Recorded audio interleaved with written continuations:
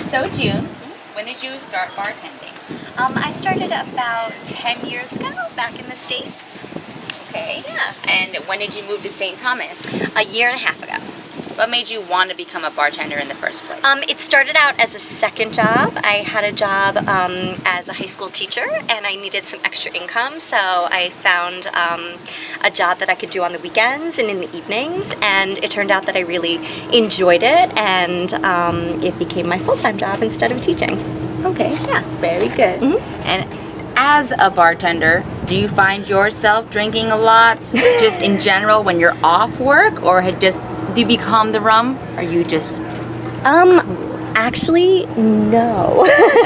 I don't really drink that much, which is actually a little bit of a downside because sometimes people ask me, oh, what goes good with this or what goes good with that, and so it's a little bit of a downside for me because I don't have much of a personal education as far as taste of alcohol. We get that a lot. We find that a lot of people who brew or people who work with the rum don't actually drink on their own. They're more involved in the science and the work of it than just drinking it. So that's very cool. Yeah. Good. Yeah.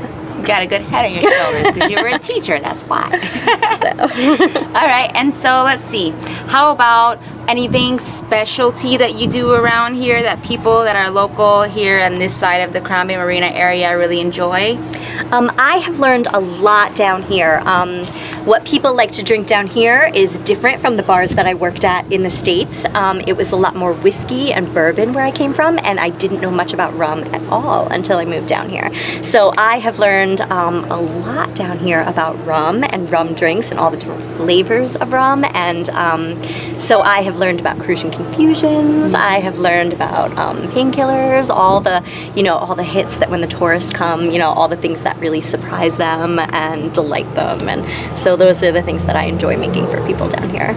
Very good. So that's actually a big point that we're trying to make. We're trying to let viewers know that rum really has been a very large part of the USVI culture, Caribbean culture in general. So even being from somewhere else, you come down here and you realize that that is something large. So it's good to hear you say that for us. Thank you. That's great. And actually, just today, I had some people come down, and the first thing they say is, "I want a Malibu and pineapple." And I'm like, "Are you sure you want Malibu?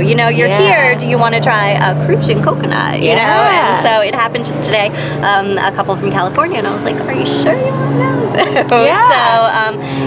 So so you try to get people introduced to crucian and all their different flavors, and so and even I wasn't really familiar with that till I got here. So did they try it? They did, absolutely. Yeah, they loved it. Good. Was it difficult for you to maybe take someone from the States who had a different drink choice and try to get them to try something new?